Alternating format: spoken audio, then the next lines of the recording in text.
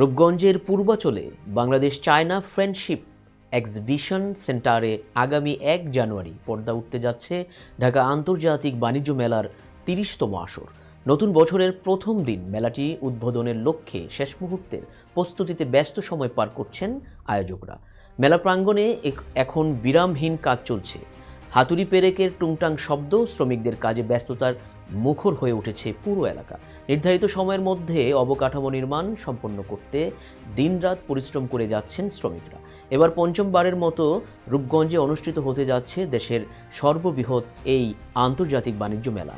মেলার ভেন্যুতে স্টল নির্মাণ, পেভিলিয়ন সাজানো, নিরাপত্তা ব্যবস্থা জোরদার সহ সার্বিক প্রস্তুতি দ্রুত এগিয়ে চলছে। দেশি বিদেশি বিভিন্ন প্রতিষ্ঠান তাদের পণ্য ও সেবা পরিদর্শনের জন্য ইতিমধ্যে স্টল সাজানোর কাজ শুরু করেছে। আয়োজকদের পক্ষ থেকে জানানো হয়েছে, দর্শনার্থীদের জন্য এবছর উন্নত সুযোগ সুবিধা, নিরাপত্তা, বিনোদনের বিশেষ ব্যবস্থা রাখা হয়েছে।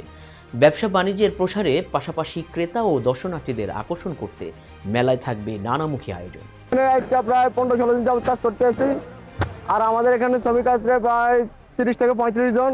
আমরা সকাল 9টা থেকে রাত 10টা, এমনকি 12টা আর হলো 3টা, এই টাইম টু টাইম আমাদের আপ কাজ হয়। আর এখনো আমাদের কাজ শেষ করতে পারি নাই, আরো কমসে কম আমাদের এখানে 3 দিন থেকে 4 দিন সময় লাগতে পারে। কাঠের কাজও রয়ে গেছে, রঙের কাজ তো এখনো করতে আছে, আমাদের গ্রিলের কাজও চলতে আছে। এখন সব মিলাই ভাই আরো 4-5 দিন সময় লাগতে পারে। আমাদের লোহার কাজে ঝামেলা বেশি, এমনকি লোহার কাজ তো আমরা প্রতিদিন 10টার উপরে, 10টা থেকে 12টা, এমনকি রাত 2টা 2:30 পর্যন্ত করা লাগে। ডিসেম্বরের 12 তারিখে থেকে কাজ করছি। আমাদের কাজ মোটামুটি শেষ। কালকে দিনের ভিতরে আমরা 1 তারিখ মেলা ধরুন আমরা কাজ করতে পারবো। প্রতি বছরের ন্যায় এবছরও জানুয়ারি মাসের 1 তারিখে ঢাকা আন্তর্জাতিক বাণিজ্য মেলা উদ্বোধন হতে যাচ্ছে। গণপ্রজাতন্ত্রী বাংলাদেশ সরকারের মাননীয় প্রধান উপদেষ্টা এই মেলা উদ্বোধন করবেন এবং এই মেলায় দেশি স্টলের পাশাপাশি অনেক বিদেশি স্টল আসে এবং আমাদের জাতীয় অর্থনীতির জন্য এই মেলাটা অত্যন্ত গুরুত্বপূর্ণ। এই জন্য আমরা নিরাপত্তাকে সর্বোচ্চ গুরুত্ব দিয়েছি এবং আমাদের প্রায় 950 পুলিশ সদস্য এই বাণিজ্য মেলার পুরো প্রাঙ্গণটা কর্ডন করে থাকবে এবং তারা 2 শিফটে 24 ঘন্টাই আমাদের পুলিশ সদস্যদের এখানে মোতায়েন থাকবে।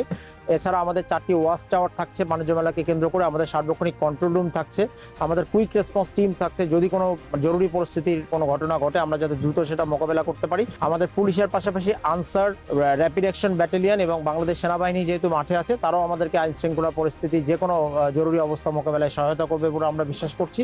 এখন পর্যন্ত বাণিজ্য মেলা নিয়ে আমাদের কাছে কোনো নিরাপত্তা ঝুঁকি নেই। আমরা আশা করছি খুব সুন্দরভাবে এবার বাণিজ্য মেলাটা আমরা সম্পন্ন করতে পারবো।